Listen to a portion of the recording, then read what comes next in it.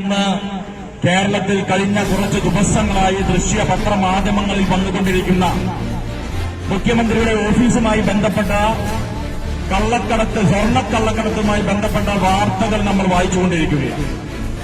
നമുക്കറിയാം, ഈ രാജ്യത്തിന്റെ ചരിത്രത്തിൽ ആദ്യമാണ് ഒരു മുഖ്യമന്ത്രിയുടെ ഓഫീസിൽ സ്വർണ്ണക്കള്ളക്കടത്തുമായി ബന്ധപ്പെട്ട വാർത്തയുടെ ഭാഗമായി മുഖ്യമന്ത്രിയുടെ പ്രിൻസിപ്പൽ സെക്രട്ടറി ആ സെക്രട്ടറിയെ ആ സ്ഥാനത്ത് നിന്നും മാറ്റി നിർത്തേണ്ട സാഹചര്യം കടന്നു വരുന്നത്. കേരളത്തിൽ സമരങ്ങൾ കഴിഞ്ഞ കുറച്ച് ദിവസങ്ങളായി ഈ വിഷയം ഉന്നയിച്ചുകൊണ്ട് സമരങ്ങൾ ശക്തമാക്കിക്കൊണ്ട് പ്രതിപക്ഷം മുന്നോട്ട് പോവുകയാണ്. സമരം ചെയ്യുന്നതിന് വ്യക്തമായ തെളിവുണ്ട്. ഇത് യാഥാർത്ഥ്യമാണ്. കേരളത്തിലെ മുഖ്യമന്ത്രിയുടെ ഓഫീസിനകത്ത് അഴിമതി നടന്നിട്ടുണ്ട് എന്നുള്ളത് തെളിഞ്ഞതുകൊണ്ടാണ് ശക്തമായ സമരത്തിനും പ്രതിഷേധത്തിനും ഐക്യജനാധിപത്യ മുന്നണിയും കേരളത്തിലെ മറ്റു രാഷ്ട്രീയ പ്രസ്ഥാനങ്ങളും ശക്തമായി മുന്നോട്ട് കടന്നു വന്നിരിക്കുന്നത് നമുക്കെല്ലാവർക്കും അറിയാം. പക്ഷെ ഇത്തരം സമരങ്ങൾ നടത്തുമ്പോൾ കേരളത്തിൽ ഭരിക്കുന്നത് ഐക്യജനാധിപത്യ മുന്നണിയല്ല, ഇടതുപക്ഷ ജനാധിപത്യ മുന്നണിയാണ് എന്നറിഞ്ഞുകൊണ്ടാണ് UDF-ന് നേതൃത്വം നൽകുന്ന പാർട്ടിയുടെ വ്യത്യസ്ത സംഘടനകൾ ഈ വിഷയത്തിൽ സമരം നടത്തുന്നത്. ഇവിടെ പിണറായി വിജയൻ കേരളത്തിലെ മുഖ്യമന്ത്രിയാണ് എന്നുള്ളതുകൊണ്ട് കേരളത്തിലെ പ്രതിപക്ഷ പ്രസ്ഥാനത്തിന് സമരം ചെയ്യാൻ യാതൊരു പേടിയുമില്ല. പിണറായി വിജയൻ ഇരട്ടിച്ചെങ്ങനോ പെരച്ചെങ്ങനോ എന്തുമായിക്കൊള്ളട്ടെ, അതൊന്നും കേരളത്തിലെ പ്രതിപക്ഷ പ്രസ്ഥാനത്തിന് നോക്കേണ്ട ആവശ്യമില്ല. മറിച്ച് ഞങ്ങൾ ഈ വിഷയം ഇത് യാഥാർത്ഥ്യം പുറത്തു കൊണ്ടുവരുന്നതുവരെ കേരളത്തിലെ മുഖ്യമന്ത്രിയുടെ ഓഫീസിനകത്ത് കേരളത്തിലെ മുഖ്യമന്ത്രിയുടെ പ്രിൻസിപ്പൽ സെക്രട്ടറി ഈ വിഷയവുമായി ബന്ധപ്പെട്ട് പുറത്തു പോകേണ്ടി വന്നിട്ടുണ്ടെങ്കിൽ നമുക്കറിയാം, ഒരു പ്രിൻസിപ്പൽ സെക്രട്ടറി എന്ന് പറയുന്നത് ആരാ? മുഖ്യമന്ത്രിയുടെ പ്രിൻസിപ്പൽ സെക്രട്ടറി എന്ന് പറയുന്നത് മുഖ്യമന്ത്രി എന്ത് നടപ്പിലാക്കണമെന്ന് ആലോചിക്കേണ്ടത് ആ പ്രിൻസിപ്പൽ സെക്രട്ടറിയിലൂടെയാണ്.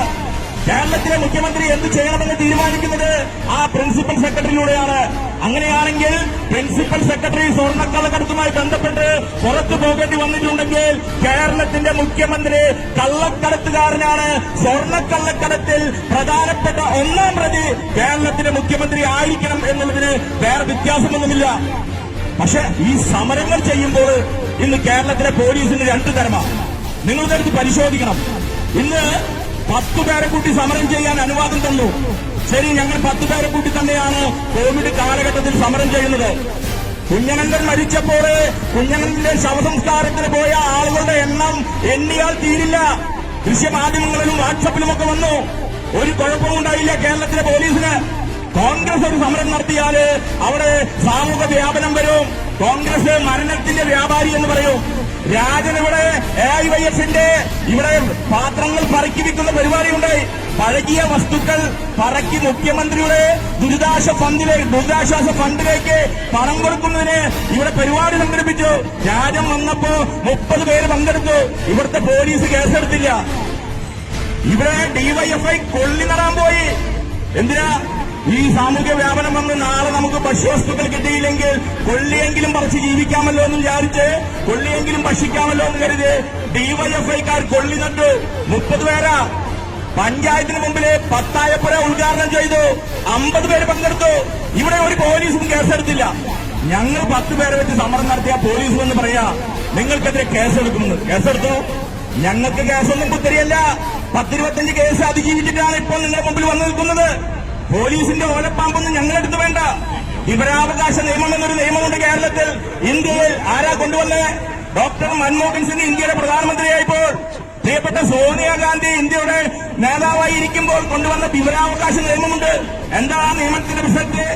10 രൂപയുടെ കോഫി സ്റ്റാമ്പ് ഒട്ടിച്ചുകൊണ്ട് കേരളത്തിലെ സർക്കാർ ഓഫീസിൽ അപേക്ഷ കൊടുത്താല് ആ അപേക്ഷ പ്രകാരം അവിടെ നടന്നിട്ടുള്ള വിവരങ്ങളുടെ ഡീറ്റെയിൽസ് തരണം. ഞങ്ങളും ചോദിക്കും. ഇവിടെ രാജ്യം പങ്കെടുത്ത പരിപാടിയുടെയും ഇവിടെ മറ്റു നേതാക്കന്മാർ വന്ന് പങ്കെടുത്ത പരിപാടിയുടെയും ഒക്കെ ഫോട്ടോയും മൂൺലൈറ്റിന്റെ വാർത്തയും പത്രവാർത്തകളൊക്കെ ഞങ്ങളുടെ കയ്യിലുണ്ട്. അതൊക്കെ എടുത്ത് ഞങ്ങളും വിവരാവകാശം വയ്ക്കും. നിങ്ങൾ ആർക്കൊക്കെതിരെ കേസെടുത്തിട്ടുണ്ട്? ഈ നാളുകളായി ഞങ്ങൾ ബസ് കെട്ടി വലിച്ചപ്പോൾ നിങ്ങൾ കേസെടുത്തു. ബസ് കെട്ടി വലിച്ച് ഞങ്ങൾ സമരം നടത്തിയപ്പോൾ ഇന്ധനവിലവർദ്ധനവിനെതിരെ ഞങ്ങൾ ബസ് കെട്ടി വലിച്ചപ്പോൾ നിങ്ങൾ കേസെടുത്തു. ഇനി ഈ സമരത്തിൽ നിങ്ങൾ കേസെടുക്കും. കാരണം എന്താ? ഇനി നിങ്ങൾ കേസെടുക്കും. അത് മുകളിൽ നിന്ന് നിർദ്ദേശം വരും. എന്തിനാ? ഈ കള്ളക്കടത്ത് പുറത്തു കൊണ്ടുവരാതിരിക്കാൻ, ഈ കള്ളക്കടത്തിലെ പ്രതികളെ പിടിക്കാതിരിക്കാൻ, മുഖ്യമന്ത്രിയുടെ മുഖം രക്ഷിക്കാൻ കേസെടുക്കാൻ നിങ്ങൾക്ക് ആഭ്യന്തരമന്ത്രി കൂടിയായ മുഖ്യമന്ത്രിയോട് നിർദ്ദേശമുണ്ടാകും. കേസെടുത്തോട്ടോ, ഒരു പേടിയുമില്ല. കേരളത്തിലെ പോലീസിന് ഞങ്ങൾക്ക് അങ്ങനെ പേടിയൊന്നുമില്ല. ഞങ്ങളും വരും 6 മാസം കഴിഞ്ഞാല് ഞങ്ങളും നേരിടും തെരഞ്ഞെടുപ്പ്. ഈ കൊറോണ കൊണ്ടൊന്നും കേരളത്തിൽ നിങ്ങൾക്ക് വിജയം കൈവരിക്കാമെന്ന് നിങ്ങൾ കരുതണ്ട. ഇടതുപക്ഷത്തിന്റെ കുപ്പായമാണ് നിങ്ങളുടെ ശരീരത്തിലെങ്കിൽ ഞങ്ങൾ വിളിക്കാറുണ്ട് ഒരു മുദ്രാവാക്യം, കാക്കിക്കുള്ളിൽ മാർക്സിസ്റ്റ് എങ്കിൽ അത് ഞങ്ങൾ തിരിച്ചടിക്കും, ഉറപ്പാ.